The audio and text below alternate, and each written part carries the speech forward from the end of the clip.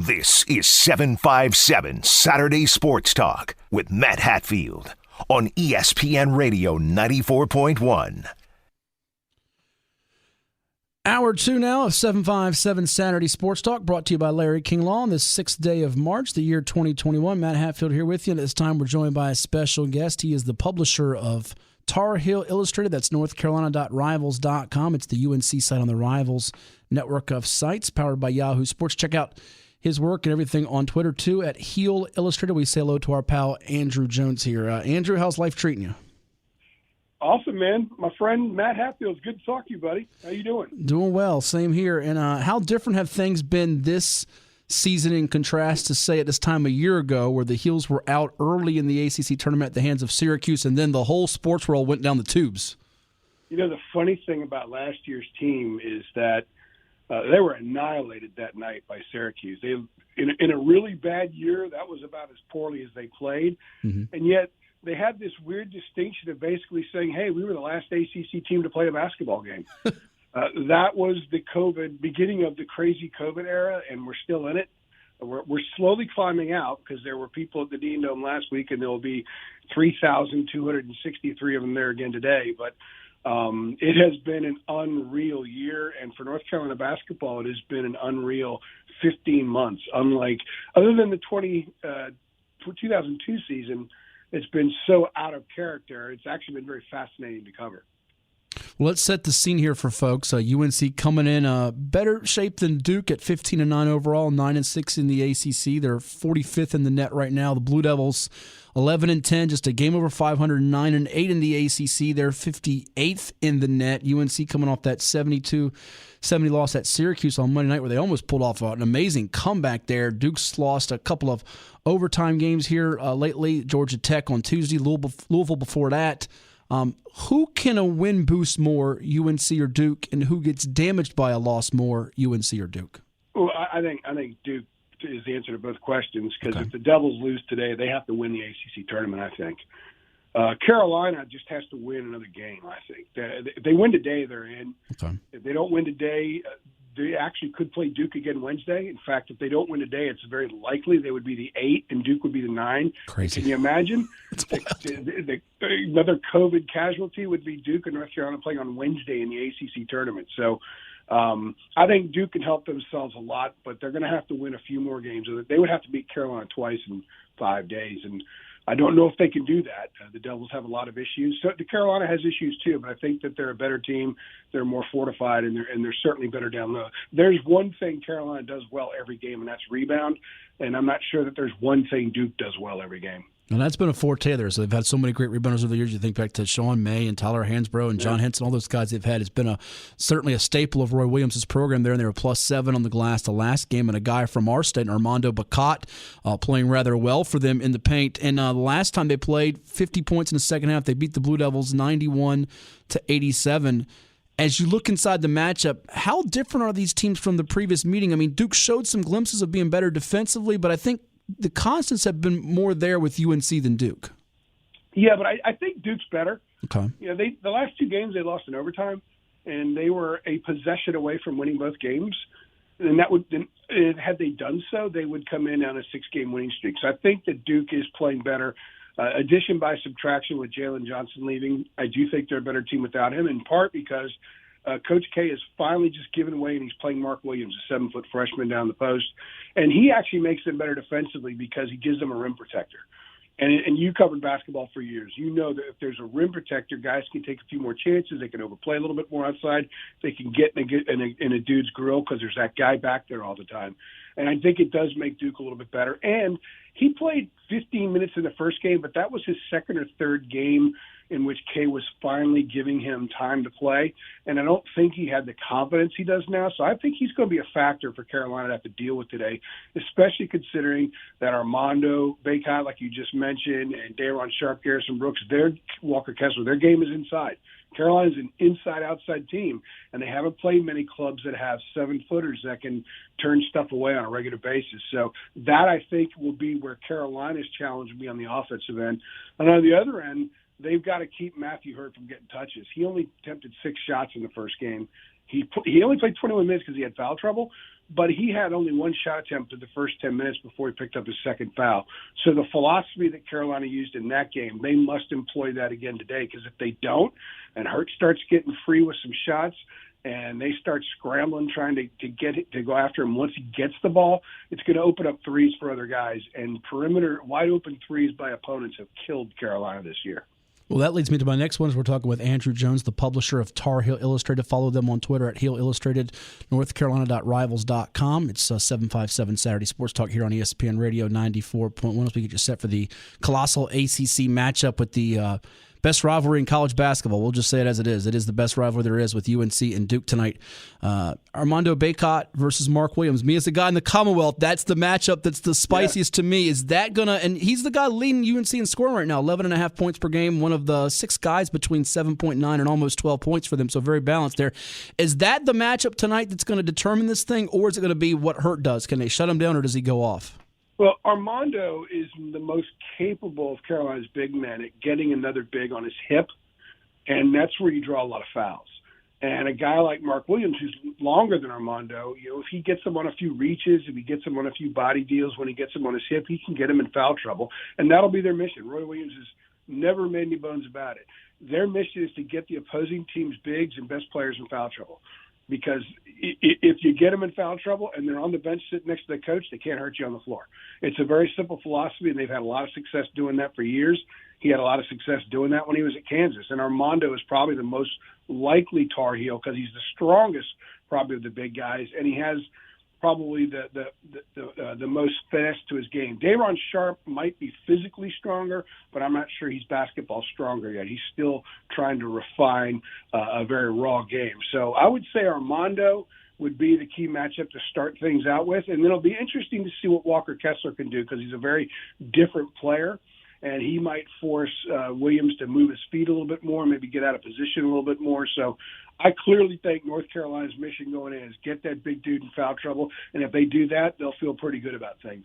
You've covered this rivalry for a long, long time. What is it that sets it apart from others in all the college sports, and how different is it without the full capacity of fans? Now, correct me if I'm wrong, there's going to be some fans inside the Smith Center, mostly students here, but just what is it that sets it apart in your eyes? Well, I covered Duke for a long time too, and in covering both programs, what was so fascinating that is different as they appear on the outside, they're very similar on the inside. Greatness kind of follows a certain path, and Coach K is great, Roy Williams is great. The programs have these standards that they live up to that are just different from other programs I've covered it in all sports. So I think there's an internal standard that just kind of has guys at a higher level all the time. And I think they attract guys that can handle that standard. There are a lot of dudes that may get an offer from a Duke or North Carolina that goes somewhere else because maybe they can't handle the competition within the program. Maybe they can't handle the standards. So when they play each other, they're kind of going up against their own barometer. And it just raises everybody's game. And let's face it, most of the time they're playing for something very significant. Right now, it's pretty rare they're both playing for NCAA viability. We don't see that very often. But I do think we'll see the same passion out on the court today that we have in years past because it just brings it out. And the other thing about that, Matt, is I try to tell people, don't judge Carolina or don't judge Duke on how they play against each other because I believe that these games are isolated. They're kind of pulled out and put on the side from the rest of the regular season. A guy may have a great game for Carolina against Duke or vice versa, and it doesn't mean it's going to translate into more great games. It's just an isolated situation because it's almost like these guys are playing in a late NCAA tournament game. In fact, Coach K one time said, when I was at one of his press conferences, someone asked him a similar question. He said, look, by the time these two teams get the NCAA tournament, they've already played 2 Final Four games. That's what it's like in the regular season. And the players know it going in, so you see just a different level of everything when they play. Yeah, the intensity is off the charts. A couple more minutes here with Andrew Jones of Tar Heel Illustrated here on 757 Saturday Sports Talk on ESPN Radio 94.1 as we get you set for the Heels and the Blue Devils tonight. And, AJ, about 40 or 50 games in the ACC have been canceled because of COVID-19 related issues here, and even Virginia Tech here, right here in the Commonwealth, being affected as their games with Louisville and NC State wiped off the board here. How much uncertainty is there with the ACC tournament coming up? Not just who's going to be seeded where, but how they get through this before the NCAA. Because, for a couple of months there was so much talk about, will teams even try to opt out of a conference tournament? That's a really good question, and I can't recall off the top of my head which conference it was, but there was a team that had a positive test and couldn't play in a conference tournament, I think, yesterday.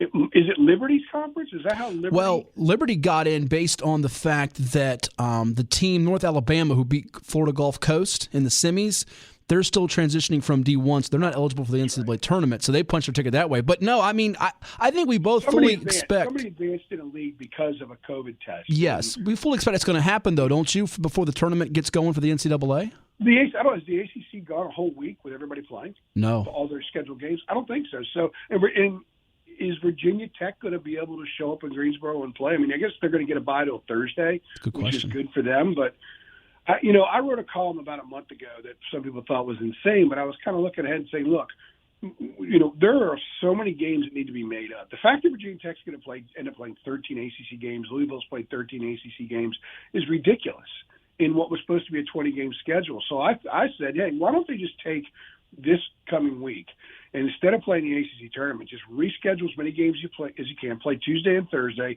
and then everybody go into a bubble Thursday, because you got to have 7 straight days of positive or negative tests in order to participate in the NCAA tournament. Mm-hmm. So if you're playing Saturday night and you test Sunday and there's a positive, that guy or that team can't play for another week. And now I know the NCAA tournament's start dates are pushed back a couple of days. The play-in games, I guess, are Thursday, Friday, and the first round is Saturday, Sunday. But that's still not going to make it easy for some teams that happen to get to a title game. Some leagues play on Sunday, so I don't know. I thought that they could play the games all day long. They can get a lot of their TV money back, but they can get everybody more games, and they could get much closer to actually finishing a conference schedule in some way. But they're going to go ahead and run the tournament. I understand why. I understand the money thing. But if there was ever a year, obviously, to sidestep it and do something kind of crazy, this would be it. And you know what? I bet you Duke would like to have 2 guaranteed games next week. I bet you North Carolina would too. Yeah. And they sure as hell don't want to go play each other on Wednesday afternoon. So I think it might work out for leagues like the ACC if they having a lot of bubble teams. You get 2 extra games, you get 2 more opportunities to win games and secure spots. But it's not happening. Somebody's going to go to Greensboro and win. I wouldn't be surprised if it's someone, in the middle of the pack, just because of the way the league's been this year. Yeah, I wouldn't be stunned if it's a Georgia Tech. They're starting to play pretty well, and I could see one of those teams outside the top 3 or 4 seeds get it. Yeah, when I watch Georgia, for a while now, when I watch Georgia Tech, I think, that's not just a team that can win several games in Greensboro, but they can win several in the NCAA tournament. Yes. Because they're old. They're getting a lot from Moses Wright, so they got something down low. They can hit shots, and Alvarado is just a baller. Mm-hmm. He's the kind, he's just a man out there playing, and that's the kind of guy that can will them to a win in the NCAA tournament. It would not surprise me to see them do well in both tournaments. They're kind of built like a tournament team, especially being an older bunch, and they're an older, hungry bunch. Some older teams aren't as hungry when they get it to this point in the season. They start thinking about what they're doing next, but this is a very hungry older team. I'll get you out on this one, and I preface it with the full disclosure that there's no probably answer for this. I even threw it to the venerable columnist, the Hall of Famer David Teal, several weeks back. AJ, one of my biggest sports-related fears, and we actually saw it come to light here in our state for high school basketball for the VHSL playoffs, the tournament, one of the teams that was among the favorites to win it outside of the Hampton Roads area had not even COVID. It was a contact tracing deal, and they couldn't play, and they were basically eliminated from postseason play because of it. And one of my biggest sports-related fears is we get to the NCAA tournament here, whether it's a one seed, a favorite like a Gonzaga or a Baylor, or one of those automatic qualifiers from a mid-major, low-major D1 league, is that somebody's going to get booted from this tourney because of something COVID-related. How do you think the NCAA handles it, and how do the consumers, the fans, react to it if that does come to fruition? I don't think it will be I know what I've been told might happen, and honestly, I have a good friend who works in the NCAA office in Indianapolis, and about every 2 or 3 weeks, he's got something different that they think how they may handle it. I know what they're saying publicly, but the rules are being changed behind the scenes a lot lately. You just look at the Big Ten with Ohio State and football. So whatever's being said right now, I'm not sure we get a week from now that's actually going to be what's in place. I really can't answer that question for you. I think it would be horrible. It would be bad for the tournament. They are going to put everybody in a bubble, and that goes back to why I told you about my idea I had a month ago. If everyone stops playing Thursday, that means they all get a week. Get to Indy, get in your bubble right away, and that way if they're in a bubble, like what the NBA used and the NHL used one, then unless a kid strays, there's no way you're going to have positive tests. You're going to be able to complete the tournament. Everyone's just going to have to stay there. I mean, most of the athletes at every school are doing online classes right now anyway. All of them pretty much are. So I don't think that's going to change anything. Just stick them in one spot, hold them there as long as they're in the tournament, and that's that. That's the best way to do this, and that's the way that they probably should do it. And my understanding is that might be the attempt, but the problem is the teams will go home for a couple of days and then come back like they do typically in the NCAA tournament. So that's a heavy expense to house these teams for that long, but you know what? They're playing this tournament, and they're going to get it in because it's worth $1 billion. So the money's there. Yeah, money talks and people walk because of it. That is Absolutely. Andrew Jones, the publisher of Tar Heel Illustrated. He and his team at northcarolina.rivals.com giving you the very best coverage of UNC basketball, football, and recruiting news as you have a big one tonight with Duke at UNC. Stay well, my friend. We'll keep in touch, and we'll talk to you soon. Absolutely. Take care, buddy. That's Andrew Jones with us here on 757 Saturday Sports Talk as the Heels play host to the Blue Devils this evening on the hardwood. We'll come back, and you'll hear from the head football coach of Old Dominion University, Ricky Rahne, who spoke with our man Reese Becker of VirginiaPreps.com earlier this week. Spring practice underway. You might have to wear the heavy coat, the gloves, get the mittens out, the scarf. I'm going to do that tomorrow when I'm doing field hockey. You'll hear about the Monarchs and how things are going with them. It's coming your way on ESPN Radio 94.1. This is 757 Saturday Sports Talk with Matt Hatfield on ESPN Radio 94.1. 757 Saturday Sports Talk, brought to you each and every Saturday by Larry King Law. If you're injured in an accident, 757-INJURED for Larry King is the number to call. LarryKingLaw.com is the webpage. Matt Hatfield here, Kyle Hightower as well. Phone lines are open at 757-687-9494. We thank Andrew Jones of Tar Heel Illustrated coming on the program to talk North Carolina versus Duke tonight in college hoops. It's awesome, baby. Will Dickie V be calling again tonight? I'm not sure. I'm pretty sure Jay Billis will, former Dookie. And also Dave Thomas for giving us the latest on the Dukes of JMU. Football game today for them against Elon. Also a basketball game in the CAA Tournament quarterfinals tomorrow against the winner of Elon Towson. You know where to watch that at? It's going to be on Flow Hoops. I don't have Flow Hoops. But I've seen a lot of JMU games are on Flow Hoops, and I don't have a subscription to that. No. You should put it on Facebook Live like we do the high school football. A lot of people are doing that. In fact, I want to say, I could be wrong, don't quote me on this, I'll get myself in trouble. You can definitely hear Old Dominion basketball tonight with the Hall of Famer Dave Twardzik and Ted Alexander right here on ESPN Radio 94.1, but I think they're doing something with Facebook, like CBS Sportsman. I think. Don't quote me on that. I believe I saw that. So that might be the way to check out the Monarchs in action tonight. We'll get to the Monarchs football in a second, but we're going to start something. I'm going to try to do this every week. My short-term memory probably will make me forget. How cool is that? And how cool is that? How cool is that for this Saturday, March the 6th, is right here on the front page of the Virginian Pilot, story by our man Larry Rabama. It's also in national news today. That and I actually was told by a coach who's probably going to call in the minute I say this. I won't say which coach. That we need to get this lady on the program. And I'm talking about the lady that is on the front page of our Virginian Pilot here, Maya Shaka. She is the first black female official, Virginia Beach teacher who teaches at the Renaissance Academy, Kyle. And how cool is that? The trailblazer. She's also a Norfolk State University grad. Going to be the first NFL black female official. That is really cool. So cool to see. Pretty cool. Pretty damn cool. Who is that? Hear that again? Steve Ballmer. That's Steve Ballmer? Pretty cool. Pretty damn cool. I love me some Steve Ballmer. We got to effort. Maya Shaka, also get Steve Ballmer. I don't know about Mark Cuban. I might get mad at Mark Cuban. He used to poke fun at our Utah Jazz. See, I didn't say my our Utah Jazz. See, they're our Utah Jazz again because they're top of the league. I don't have Malone's talking anymore. They're our Utah Jazz again. So there you have it. Maya Shaka. How cool is that? Good to see for her. I mean, she's been progressing through all the training process and official. And everybody I've spoken to, I've not spoken to her, but everybody speaks so highly of her. She worked a preseason game. Several of them, and just great to see that. So hopefully you'll see more females and more black females involved with it, that's just great. She's paid her dues and is very deserving of this opportunity. All right, getting the opportunity to coach the Monarchs of ODU on the football field, he certainly hopes this fall. That is one Ricky Rahne, the head football coach. Didn't get a chance to coach last season. He was hired in December of 2019. Our man Reese Becker caught up to him this week with spring practice beginning, and here's some of what he told him. We give it a listen now on ESPN Radio 94.1. Here for Old Dominion head coach Ricky Rahne. Ricky, first day of spring practice for you ever, actually, ODU. Yeah, it was good to get out there. Obviously, we didn't get spring practice last year, but able to get out there today. The guys are excited. Even though we just got helmets on today, they were excited to be out there, you can tell. Tell me about the long journey. I talked to Jordan about December 4th, 2019 to now. Yeah, it has been a long journey, and there's been a lot of twists and turns, and we have a long way to go.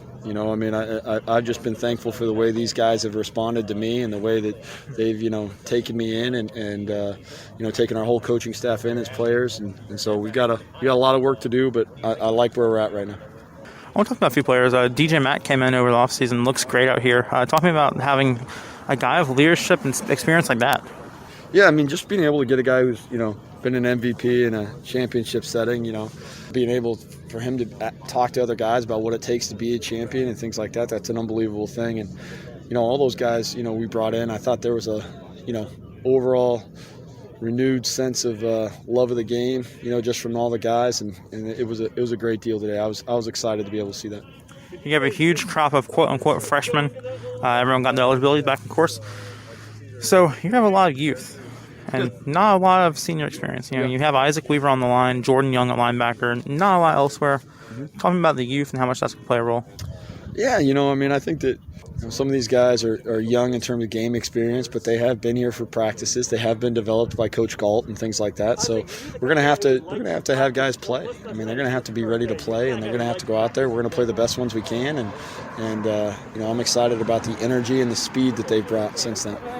How much did it sting not having that season last year, watching everyone else play?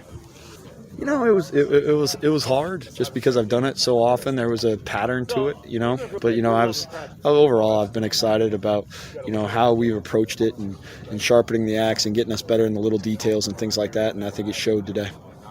What's the biggest improvement you've seen as far as position groups? I don't know. It's been across the board. I couldn't tell you how excited I am about this coaching staff. I think they do a great job in terms of fundamentals.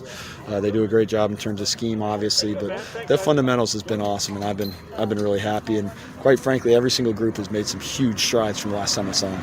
Last time we talked, you had just gotten your kids here in Norfolk. I think you had just enrolled in Larchmont. Tell me how your family's doing here in Norfolk.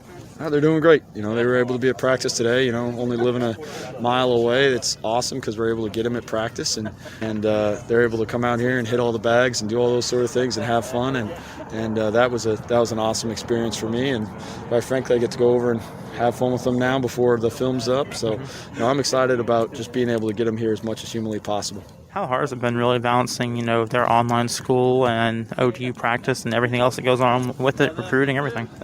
Well, when you have a wife like mine, no disrespect to anybody else's wife, but I have the best wife in the world, and she's absolutely dominated this thing, and so I've actually got more times with my kids than I've ever had in my life. So it's been awesome. That's been a hidden blessing. There's no doubt about it.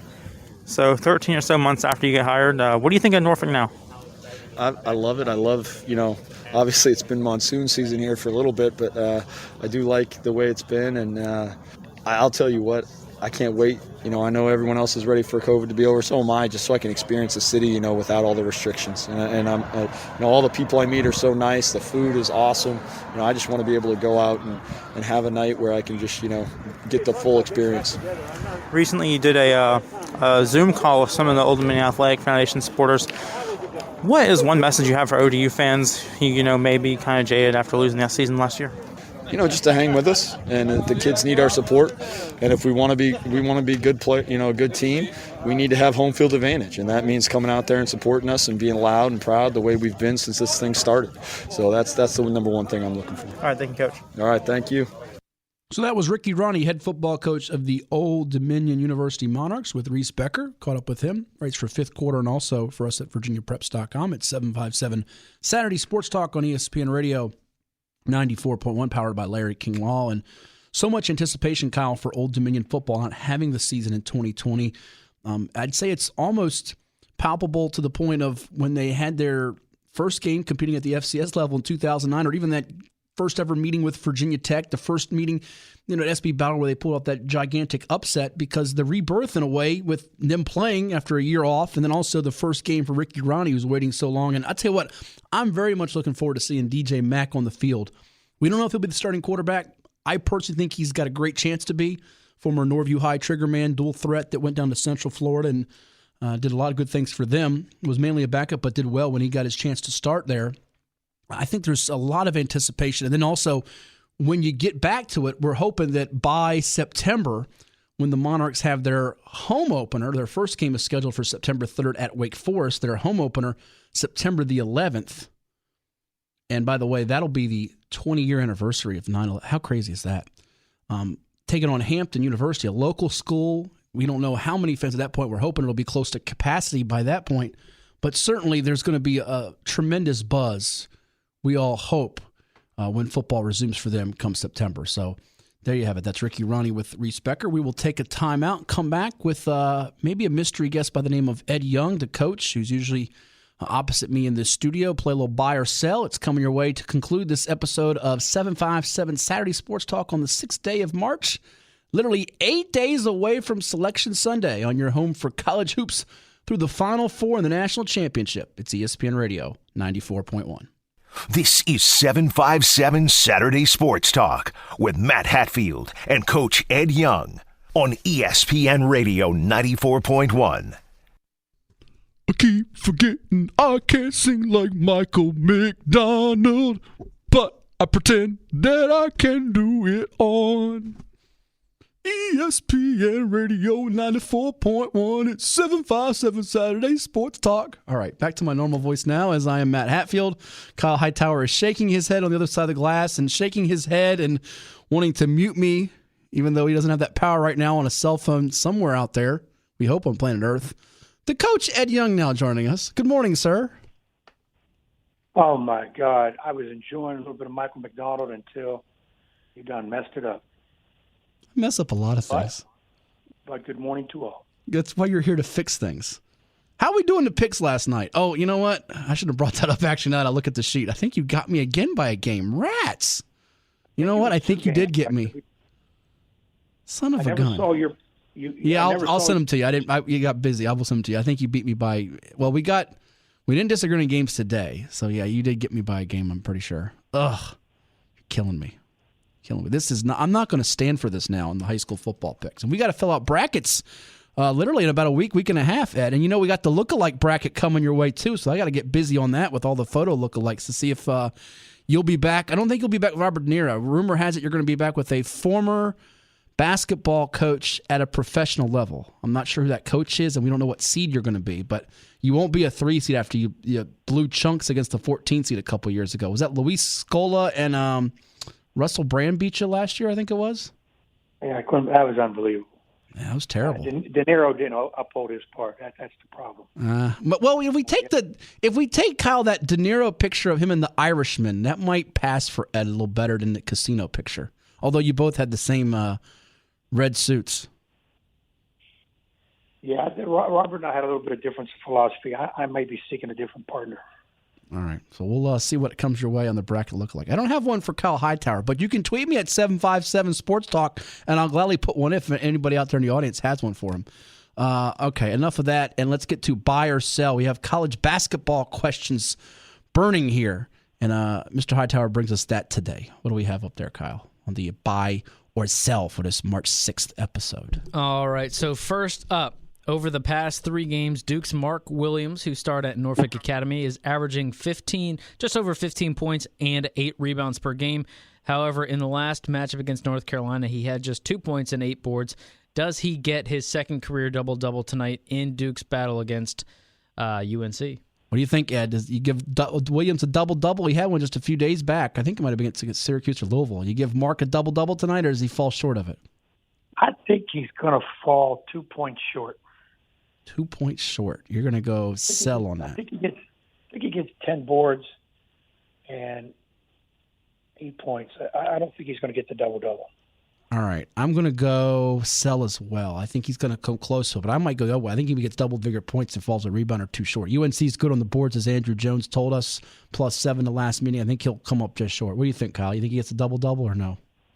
We'll say, yeah, he's going to get one. Oh, he's going to say yes. He's giving the local kid some love. He's buying. He's got the money. We don't, Ed. All right, what's the second question we got here? All right, up next with North Alabama defeating Florida Gulf Coast 96-81 in the ASUN tournament semifinals. It means they will face Liberty and Sundays in tomorrow's ASUN title game. However, because North Alabama is still transitioning from was it D2? Yeah, D2, yeah. D2. It is not eligible for the NCAA tournament.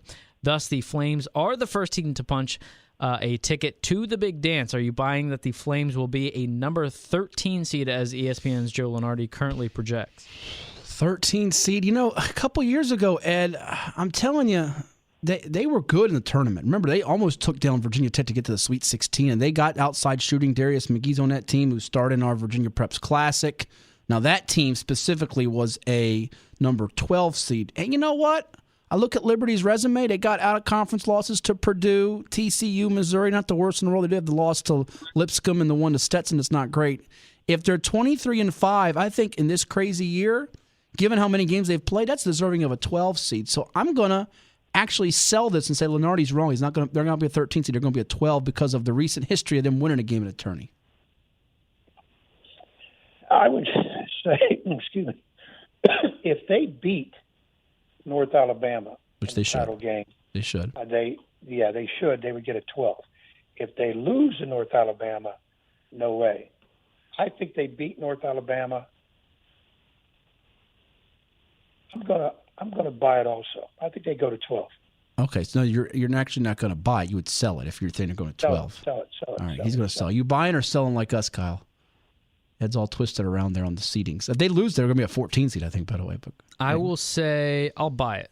Kyle will buy it. He's got all the money today. Let's see if we'll buy something here with the next one as we go back to the Commonwealth. All the Liberty fans are mad at us because we didn't put them in the poll. What else we got there on the buy or sell? All right, so the latest ESPN bracketology has 5 teams from the Commonwealth: Virginia, Virginia Tech, VCU, Liberty, and JMU making the NCAA tournament. Are you buying that the Commonwealth will get a 6th team in the form of ODU winning the Conference USA tourney or Norfolk State winning the MEAC? Do we get 6, Ed? I mean, is it a definite we get 5? Because, JMU without Lewis here, they might not win the CAA tournament, and they're the 1 seed going in. First time they've been a 1 seed in the CAA tournament since 93. Are you buying that we'll get more than 5, or are you selling that? I'm going to sell it. So you don't believe that you will get 2 of the 3 being JMU, ODU, Norfolk State to make the tourney? No, I don't see Old Dominion or Norfolk State winning their tournament. I actually think one of them can. I kind of lean more to Norfolk State more than ODU, although ODU played really well last night. We'll see what shakes out for them in terms of the seeding. They got Malik Curry healthy now. They're going to need another guy to step on the perimeter and make shots. Maybe Xavier Green can be that guy for them. They're certainly keeping their fingers crossed he is. I don't think JMU wins it, so I'm going to have to sell it. Kyle's going to have to buy us because he loves his Dukes. Oh, I'm buying. He's buying everything. He's got the money. The JMU's going to rally around the fact that, Matt Lewis is out. Vado Morris is going to go off. He's going to be CAA or Conference USA tournament player. It's a good MVP, yeah. Yeah, MVP. That's a very good possibility. And Michael Christmas might have a big game from Lansdowne High. All right, so Kyle buying 3. Ed and me are both selling. Ed and me haven't disagreed on anything yet, which is getting me worried here. What's the next one? We're going to have to disagree on this one. What do we got? Sorry, next one. Currently, Joe Lunardi has Seton Hall, St. Louis, Utah State, and Duke as his first 4 out on the bubble watch. Will 2 of those teams find their way into the field of 68? I think Seton Hall has the best chance of those. 2 of them, I could see Utah State and Duke if they somehow win tonight.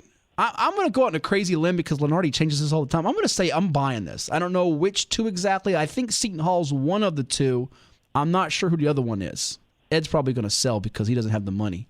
The gal has the money, not him. No. I was going to yell 5 quick. It's ever changing. It is. And we got a week before the teams are announced. No question, 2 of those 4 get in. No question. So are you giving us a Charles Barkley, Rasheed Wallace guarantee? Guarantee 2 of those 4 get in. And if you don't, you get your head shaved, right? No. Okay. If you don't, you buy me a glass of water or something I can eat since I'm on. Well, yeah, you can buy me something to eat. That works. Yeah, I'll put a little lunch or dinner on that one. There you go. All right. Come on. Keep those teams out. What do you say, Kyle? This one's tough. I'm going to say I'll buy it because I think that we could see a team not be able to make the tournament because of something with COVID, and one of these teams will be thrust in, you would think. That's the X factor there. That's a good point because, they're going to have those 4 teams on, backup, if you will, on call wait. That's what Ed always puts my calls on call wait because he's talking to somebody else. What's our next one on buy or sell? All right, up next, of the last 4 in on Lenardi's latest bracket, Michigan State, Colorado State, Xavier, and Boise State. 2 of those teams will not make the tournament.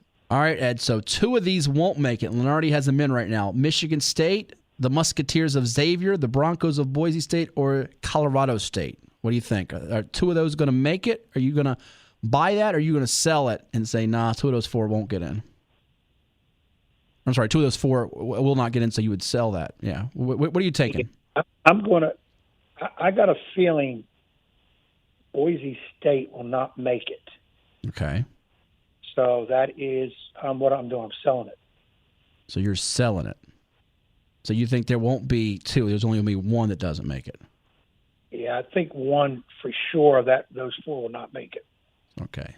And again, I keep saying we got a week away from selection. That's why I just think that there's going to be so many changes. And like you said, COVID could cause an issue too, that it could be right up to, well, those guys are in the boardroom trying to make a decision. You're going to have changes that COVID is going to affect.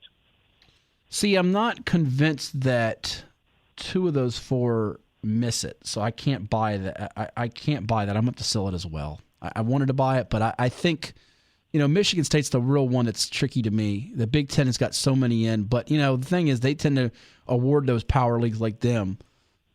You could certainly see a Boise or Xavier left out, but I'm not sure 2 of those 3 get left out, so I'm going to sell it as well. What about you, Kyle? Yeah, I'm going to sell as well. All right, so we sweep it on the sell there. I think we got a couple more here. What's the next one? All right, up next, the Big East won't have a single team represented in the Elite Eight. Not one Big East team in the Elite Eight? You know what? Now I tell you what, Ed, they had a bad break, did Villanova, losing one of their best players in Colin Gillespie, out for the year, injury. That's a huge blow to them. Wow. And then not just hit him with the torn MCL in his left knee. What in the world is one of my preseason Final Four teams, Greg McDermott? What is he doing? Using the phrase plantation. Are you out of your mind? And that team just got smoked. I can't buy into Creighton now. I think they're going to implode here. And he's already been suspended. So I just, those are, to me, preseason 2 best teams in the Big East. You tell me who's coming out of there to make an Elite Eight run. I don't see it, so I got to buy it. Nobody's in the Big East is going to make a Elite Eight run. Everybody's pounding the ACC. Big East, it's not what it used to be back in those days of Syracuse, Georgetown, UConn, all those fierce battles. St. John's, you think of Luke Carnesecca and John Thompson, Jim Boeheim, all those coaches. I think it's going to be a rough go for the Big East. I'm going to buy this. Of course, Villanova was one of my Final Fours at the beginning of the year. No Gillespie, though. Yeah. Yeah, is a major hit. Boy, a big part of me says stay with them because they're a very good team. They're not a one-man team, but when you lose your best, it makes it awful hard. I'm going to have to reluctantly I'm agreeing. I'm going to buy that. No, wow. I don't think. Yeah, and as far as Creighton, McDermott made one crazy, stupid statement that, unfortunately, I will refuse to let it define him. He's done so well, and he's never had controversy before. But in this day and age, you really, really got to pick your words more careful than what he did. And he alienated some of his players on that team, and that's kind of put a little fracture in there. I would hope they would rally around and maybe make a nice run, but who knows? But I just hope that people don't define him for his whole career to one stupid statement. No, but I mean, you have to suffer the consequences when you do something. He has been a terrific coach for a long while. I read the context of what he said, and I just can't even fathom how that would even come up. But so you're buying like me, no Big East team in the Elite Eight. What about you, Kyle? Yeah, I'm buying as well. I just think that there's not going to be quite enough spots because I think you got to probably reserve one for Gonzaga and Baylor, and then at least one or two of those Big Ten teams. So you're left with a few, like 3 or 4 spots, and there's almost always a surprise team that makes it. I don't think that's coming out of the Big East. And then, I don't know, a couple others that are probably top 15. Well, and Jay Wright's one of the best coaches in the nation, and they've been guard-driven for a long while. He's got a couple national championships after getting over the hump. He was kind of, snake bit for a long while, but they've also had some years where they get knocked off in that second round, like a St. Mary's will take them down or somebody, and if they get in that 2-3 line, which is what it looks like, they could run into some trouble maybe in that Sweet 16 second round range. And our final buy or sell for this episode, what do we have up there? All right, last one. Back in 2019, the ACC had 3 teams, UVA, Duke, and UNC, that were number 1 seeds. Are you buying that the league won't have a single number 1 or number 2 seed in the tournament? No number 1 and no number 2 after 2 years ago having a trio of them with the Cavaliers, Blue Devils, and Tar Heels. Ed, do you buy that the best ACC team in the tourney is going to be a 3 seed? I mean, it might be with Florida State or Virginia. Does any of them get to the 2 line? Oh, I definitely believe one of them gets to the 2 line. And, somebody gets hot and makes a run right now, wouldn't put it past if they can get a number 1 seed. So I'm selling that. They're going to definitely get a 2, and I wouldn't doubt a 1. Is that a guarantee from you? I'm going to guarantee that. I'm going to guarantee the other way that you're wrong. And I will buy you a Mountain Dew, a Pepsi, whatever. Because here's my thing. Florida State, to me, has got the best chance. Unless FSU or UVA wins the ACC tournament, which would enhance your case immensely. That's what I'm banking on. I don't think it's going to happen. I was just talking with AJ, Andrew Jones, about this. I think it's going to be – I love Georgia Tech, and they're not the only team I like to – I think it's going to be someone off those top 2 lines. Because I think the other thing is – these top teams just want to get out of there for the ACC, and not just ACC. They know that the COVID protocol is like there's not a sense of urgency. You're going to have a couple of these bubble teams with a little more urgency to get in. The ones that know they're safely in aren't going to play as hard. And then the real wild card is Virginia Tech. Who knows what in the world's going to happen with them? They haven't played now in a week. They're going to be in Greensboro. You'd think they would, but I mean, they could go and win the thing, or they could lose the first game of the thing. They're totally unpredictable at this point. So I'm going to have to sell this because Florida State is better at home. Virginia has trouble scoring. And, I liked Virginia a whole heck of a lot before the season. I picked them to go to the national championship and lose to Gonzaga. But I am buying this. I don't think the ACC gets a 1 or a 2 seed, which I didn't think we'd see in my lifetime. What about you, Kyle? Yeah, I don't think they get to a number 1 or 2 seed, so I'm buying. It's hard to jump up, a couple of seeds because right now, Virginia's at a 5 seed. At least projected, and where's Florida State? I think they're a 3, doesn't it? Lenardi have them as a 3? He might. See, the problem with Florida State, looking at 60-something teams, so I'm not. No. To Ed's point, Florida State and Virginia are good enough to be a 1 or 2 seed, but their resumes, Florida State hasn't done anything away from home. Florida State would have to, I think, win the ACC tournament to get a 2 seed. I just don't quite. Again, it's not in Tallahassee. If that thing was in Tallahassee, I'd say, oh yeah, book them. But right now, I think it's less than 50% to me that they get it done. So there you go. We'll be watching that and having to pay up our bets there, or our gentlemen's agreements. We can't say bet. Well, we can say bets now. It's legal. So there you go. Legal. It's legal. And you stay legal this weekend, all right? We got when's St. Patty's Day coming up soon? You got to wear all green before you get pinched. More ways than one. St. Patty's March 17th. All right, 11 days away, which will be a couple days after Selection Sunday. I'm trying to recover from this second COVID shot. Oh, you just got the second one? Oh, my God. My left arm fell off twice. I had to reattach it. And, man, felt like I got run over by a truck. Headache, a little bit of chills. I feel better today, but that left arm, and from the arm where the shot was up to the back of my left ear, is sore as can be. So anybody waiting for that second shot, be ready because it's a little different than the first one. Well, ice the thing, and you be easy, and we look forward to getting you back in the building because I know you've been fully vaccinated now. Enjoy your weekend, and we'll talk soon. All right. That is Appreciate the coach, Ed Young. And for Kyle Hightower, other side of the glass, I'm Matt Hatfield. That will conclude this episode of 757 Saturday Sports Talk. If you missed any of it, it'll be up on the podcast page, ESPNRadio941.com. Give us a follow on Twitter, too, at 757 Sports Talk. Old Dominion Hoops comes your way later today, and keep it tuned to your home for sports, whether it's college, high school, or pro. We have all the bases covered for you right here on ESPN Radio 94.1.